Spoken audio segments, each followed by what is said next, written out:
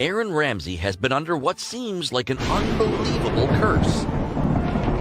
14 people have lost their lives after the Arsenal player's goals. አሮን ራምሴ ለአርሰናል ጎል ካገባ የምድራችን አንድ ታዋቂ ሰው ሕይወት ያልፋል።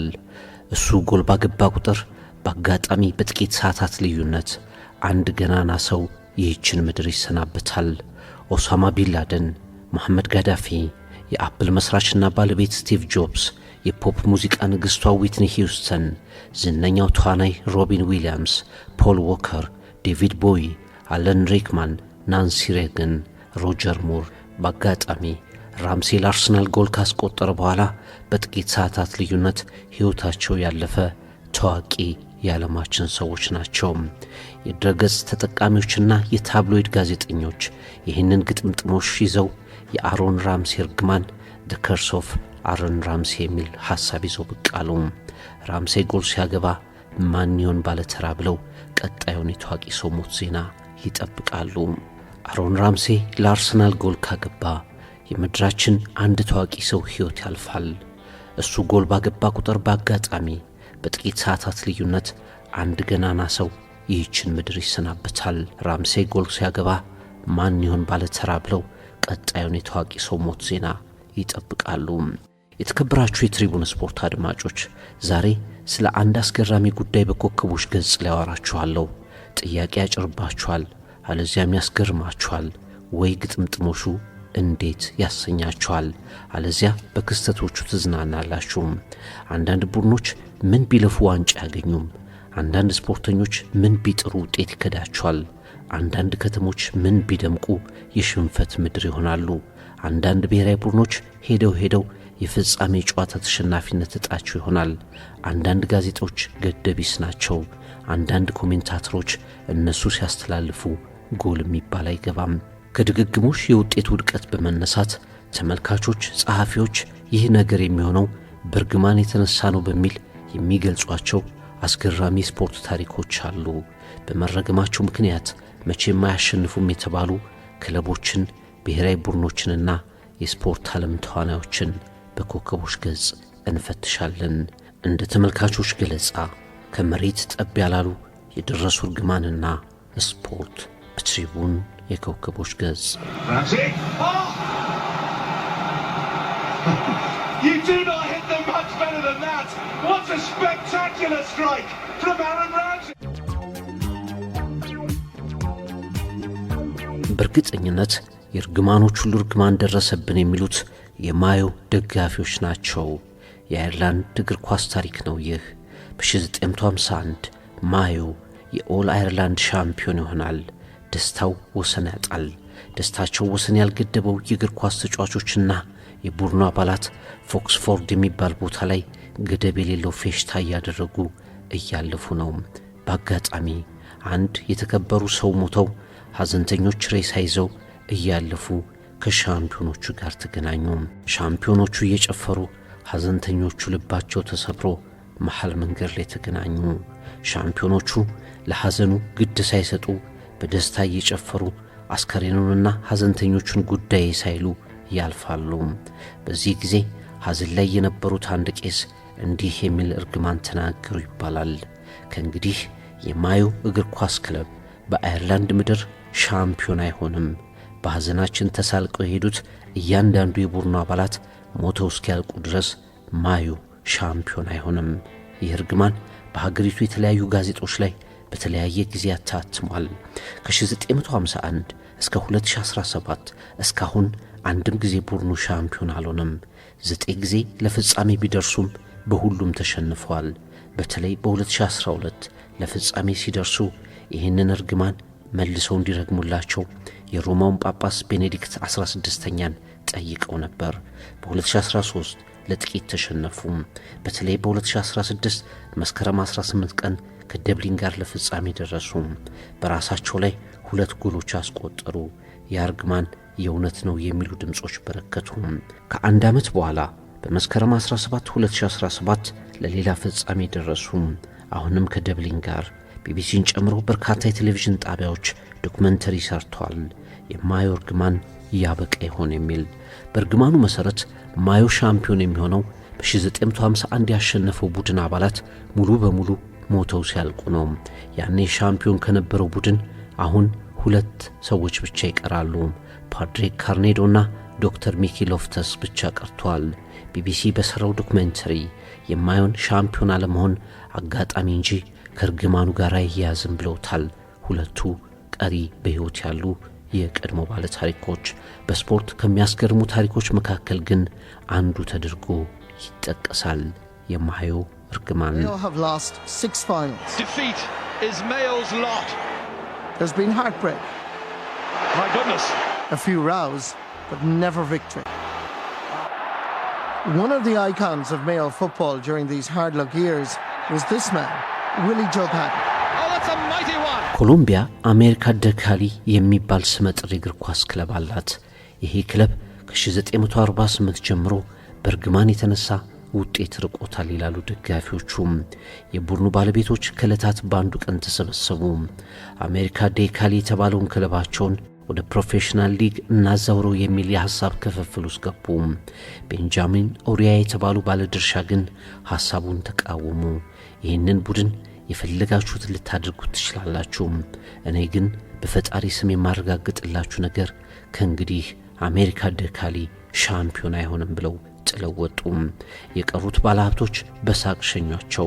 እስካሁን ግን ቡድኑ የኮፓ ሊበርታዶስ ዋንጫ ሻምፒዮን መሆን አልቻለም። በ1985 በ1986 በ1987 እና 90 ለፍጻሜ ደርሶ በአራቱም ተሸንፏል። ይባስ ብሎ 5 ዓመታትን ወደ ታችኛው ሊግ ወርዶ በ2017 ወደ ኮሎምቢያ ፕሮፌሽናል ሊግ ተመልሷል።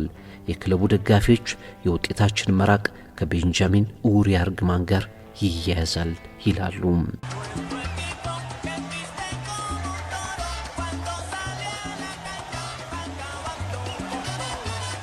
ቀጣዩ ፈገግ የሚያሰኝ ስፖርታዊ እርግማን የተከሰተው ደግሞ በቀድሞዋ ሮዴዥያ በአሁኗ ዚምባብዌና አውስትራሊያ ቡድን ጨዋታ ላይ ነው። በ1970 ሜክሲኮ ለምታዘጋጀው የዓለም እግር ኳስ ዋንጫ የአውስትራሊያ ቡድን ከዚምባብዌ ቡድን ጋር ይጫወታል። ጨዋታው በሞዛምቢክ ይካሄዳል። ከጨዋታ በፊት ታዲያ የተወሰኑ የአውስትራሊያ ቡድን አባላት አንድ ጠንቋይ ውጤቱን ለነሱ እንዲያሰምር አነጋገሩት። አውስትራሊያ ዚምባብዌን 3-1 አሸነፈች። ነገር ግን የአውስትራሊያ ቡድን ካሸነፈ በኋላ ቃል በገቡት መሰረት 1000 ፓውንድ ለጠንቋዩ ሳይከፍሉ ይመለሳሉ። ወዲያው በእስራኤል ተሸንፈው ከዓለም ዋንጫ ጉዞ ተሰናከሉ። አውስትራሊያ ለ32 ዓመታት ያህል ለዓለም እግር ኳስ ዋንጫ ማለፍ ያለመቻሏን ከዚህ የእርግማን ገጠመኝ ጋር አያይዘው የሚያነሱ የእግር ኳስ ደጋፊዎቿ ነበሩ። The year is 1958 and FC Porto have signed Gutmann, a Hungarian coach, with the hopes that he will help them to take back the Primeira Liga crown. ወደ ፖርቱጋሉ ቤኔፊካ ክለብ እናምራ።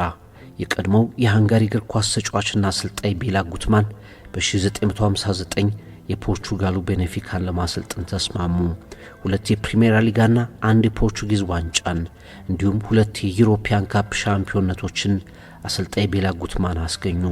ከሁለተኛ የአውሮፓ ሻምፒዮንነታቸው በኋላ በ1962 እንደ አውሮፓውያን አቆጣጠር አሰልጣኝ ጉትማን ደሞዝ ይጨመርልኝ፣ ያመጣውት ውጤት ከፍተኛ ነውና ጥቅማ ጥቅም ይከበርልኝ አሉ።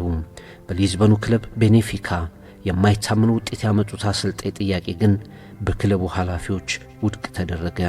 እንደውም ይህንን ጥያቄ በማቅረባቸው ኮንትራታቸው ተቋረጠ።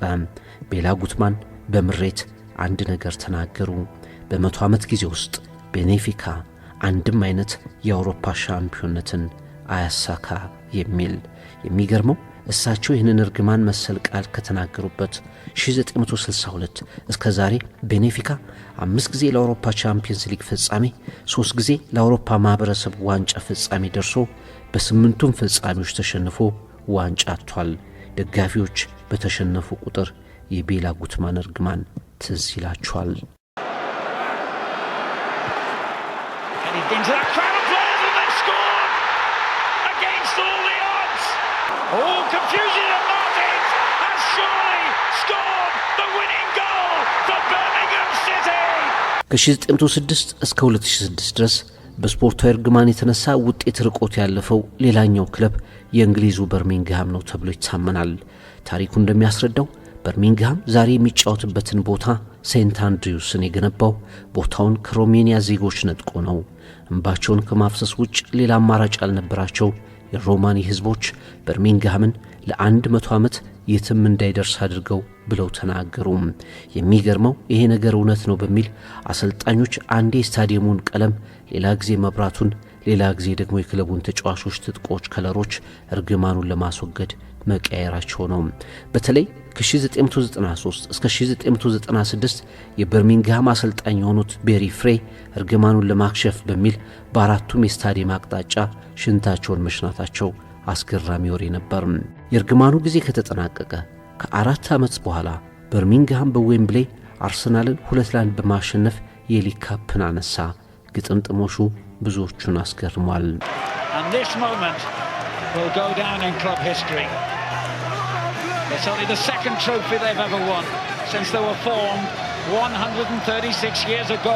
የእንግሊዙ ደርቢ ካውንቲም በሕይወት ዘመንህ ሁሉ እንደ ክለብ ቆመህ የእንግሊዝን ኤፍኤ ካፕ እንዳታነሳ ይሁን በሚል በሮማኒ ጂፕሲዎች ተረግሞ 6 ጊዜ በኤፍኤ ካፕ ግማሽ ፍጻሜ፣ 3 ጊዜ በኤፍኤ ካፕ ፍጻሜ ተሸንፏል። እስካሁንም የኤፍኤ ካፕ ክብር የለውም።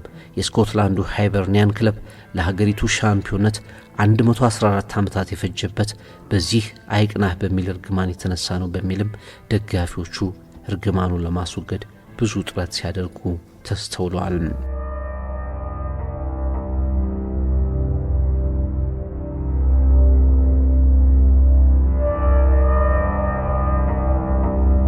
የጀርመኑ ባየር ሊቨርኩሰንን ስሙን ኔቨርኩሰን ብለው አበላሽተው የሚጠሩት አሉ። የአውሮፓ ሙሽራ በሚል ይታወቅም ነበር።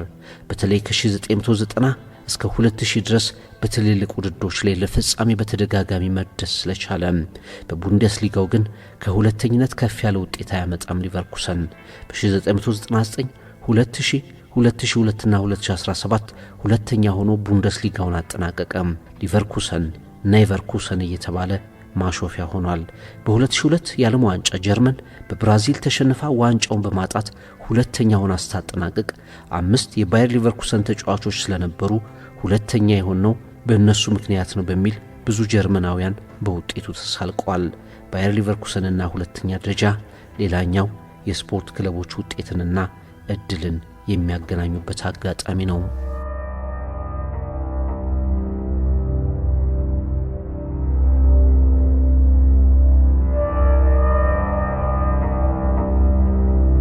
የሜክሲኮ ብሔራዊ ቡድን ከእያንዳንዱ የዓለም ዋንጫ የሚሰናበተው 16 ውስጥ ሲገባ ነው።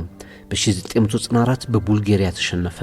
በ1998 በጀርመን፣ በ2002 በአሜሪካ፣ በ2006 በአርጀንቲና፣ በ2010 እንደገና በአርጀንቲና፣ በ2014 በሆላንድ 16 ውስጥ ሲገባ ተሸንፏል። ይህንን ትልቅ መረገም ብለው የሜክሲኮ ደጋፊዎች ይገልጹታል። በአንድ ወቅት ስፖርት ኢለስትሬትድ የሚባለው መጽሔት ጀርባ ላይ የሚወጣ ታዋቂ ስፖርተኛ ወይ ይጎዳል፣ ወይ በወሳኝ ጨዋታ ይሸነፋል፣ ወይ ድንገተኛ ፈተና ያጋጥመዋል። እናም ስፖርተኞች በዚህ መጽሔት የሽፋን ገጽ ላይ ላለመውጣት ሲደበቁ ይታይ ነበር።